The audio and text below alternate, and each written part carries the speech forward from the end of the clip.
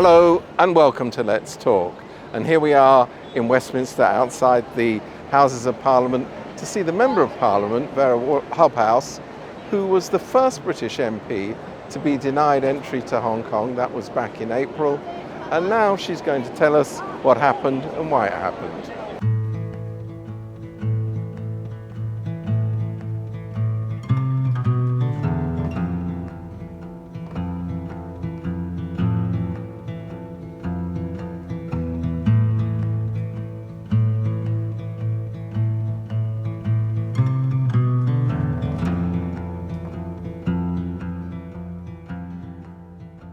I was denied entry into Hong Kong on a private visit.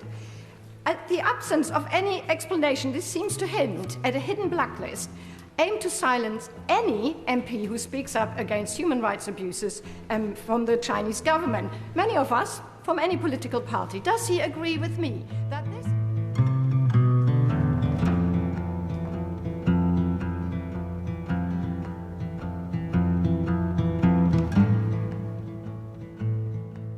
Did you ever find out specifically why you were denied entry to Hong Kong?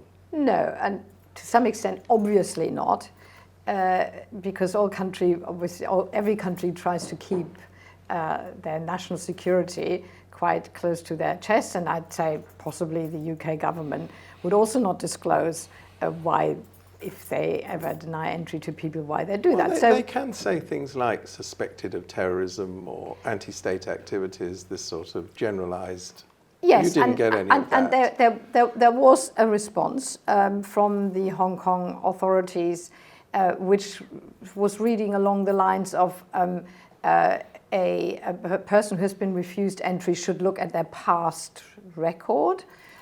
They should look at their behaviour sort of during the interview, and that they might not have cooperated. So they didn't say Wera did not cooperate. First of all, my past behavior, I have never been to Hong Kong before. I'm not an active China critic or an activist engaging with either Hong Kong communities. I've never been involved with the Jimmy Lai case. I mean, I know about it, but I'm not active in that space. I'm not even a member of the Hong Kong APPG, and my attitude during the interview was, of course, to cooperate. One cooperates with border control officers. You don't mess around with these guys.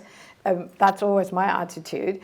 But all through that time, the atmosphere was just a few questions, and I was perfectly prepared to answer some questions because I really had nothing to hide. I was going to visit our son. Our newborn grandson was 3-month-old grandson. I'd never visited my son in Hong Kong. I wanted to see his life. I wanted to see his work.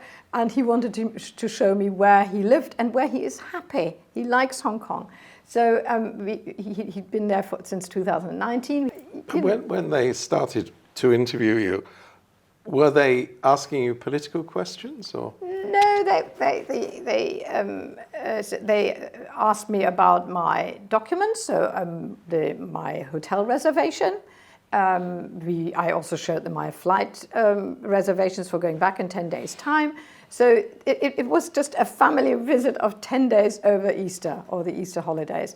When in the interview, he asked me, a little bit about what my son was doing. I mean, look, I'm not that naive. I'm sure they knew what my son was doing, but of course I cooperated. I said, "Come on, you know that anyway." I said, "My son works at the University of Hong Kong in the Buddhist Studies Center." Anyway, they then asked me about what my husband was doing. My husband is a manufacturer. He's got a business in the north of England. I volunteered that information and asked me about me. And again, I thought, this is why I'm here. Surely this is why I'm here. You know what I'm doing. But anyway, again, I was very friendly. I said, I'm a member of Parliament. I represent people. And then they said, what is that, what you're doing? And that felt a little bit strange that I had to explain in this interview situation. You mean what an MP does? What an MP does. I thought that was funny. But again, I felt like a little bit when I go to a primary school in this country and explain to young children what it is I do as a member of parliament. And so I said, well, I represent people, so I represent the city of Bath, and I do that in Parliament in London. And then he was sort of questioning, I said, Parliament, you know, that building maybe? And I really started wondering in my head, has he never seen the House of Commons, the House of Parliament, the House of Commons? I was almost tempted to say, you know, Big Ben, ding dong dang dong, but then I refrained from that because I didn't want to look as I was ridiculing him. So I was seriously and in a very friendly manner, as I thought, answering the questions because my motivation was to get out of there and see my son, who was waiting at the arrivals lounge, lounge for us to come through.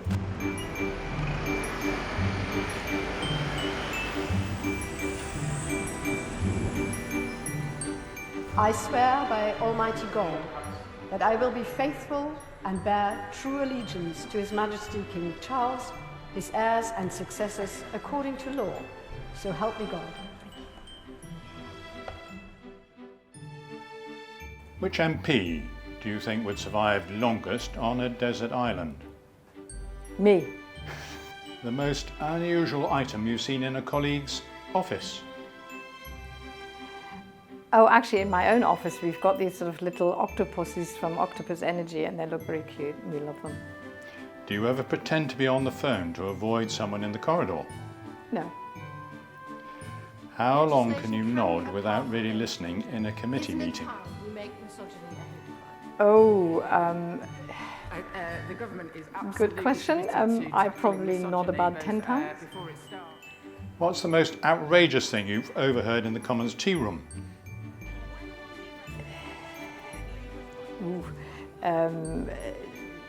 Probably somebody defending Kemi Badenoch for what she's been saying about women. And what's the one thing you'd ban in Parliament, but you don't think you'd win the vote on it?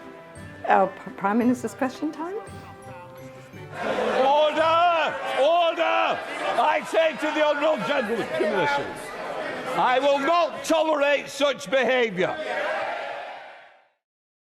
The speculation was that you were denied entry because you're a member of the Interparliamentary Alliance on China. Did that come up in the interview at all? No, none of that came up. And I'm a very sleeping member of that. There are people who are far more active. And yes, I've joined that, but there are many, many other parliamentarians who have joined IPAC, and occasionally I've been asked to sign a letter. And of course, yes, I'm a British parliamentarian who worries and cares about human rights.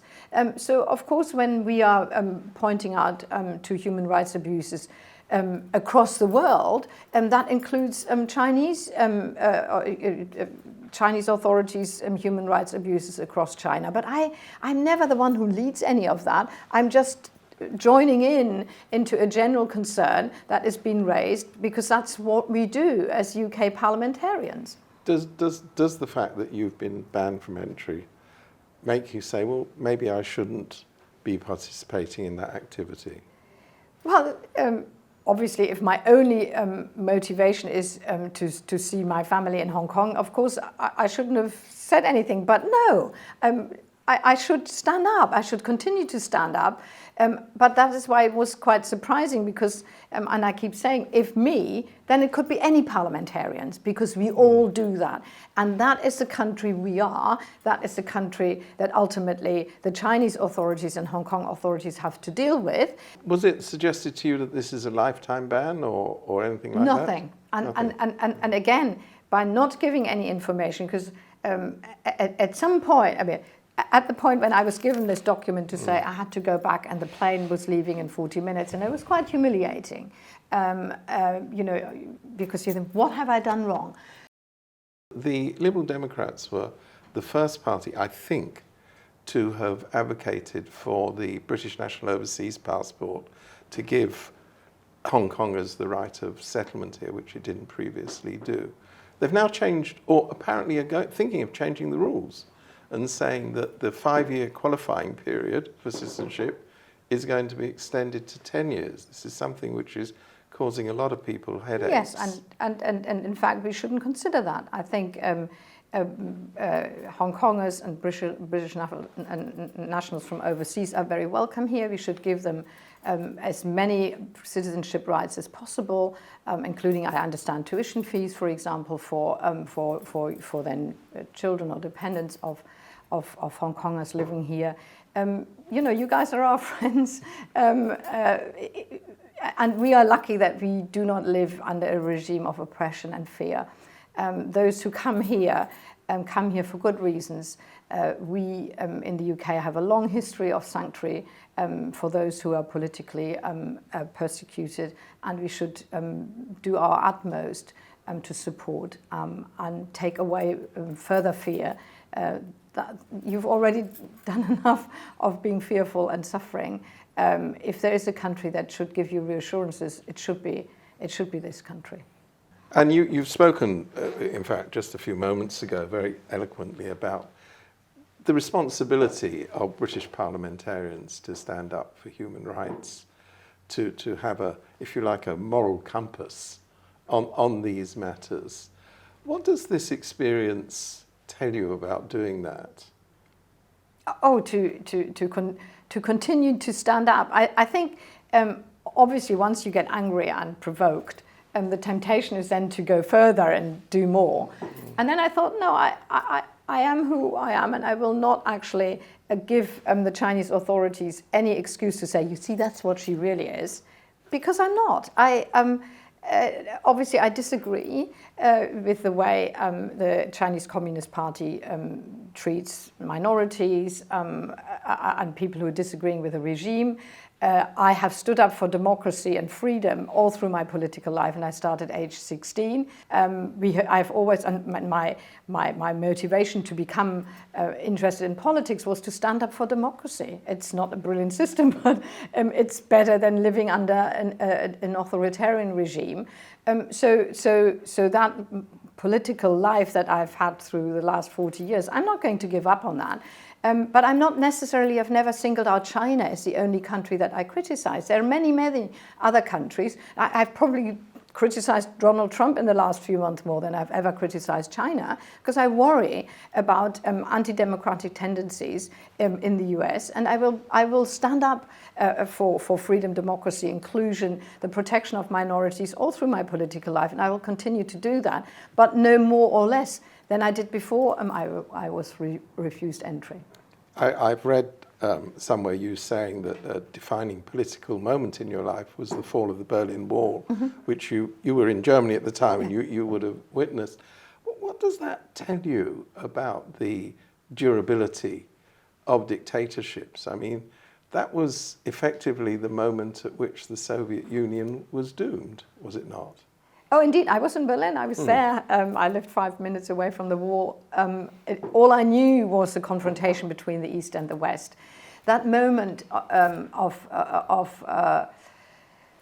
collapse was obviously extraordinary, and also only in hindsight. So I remember we stood on the wall on the Friday evening. It was televised across the world, the people dancing on the Berlin Wall.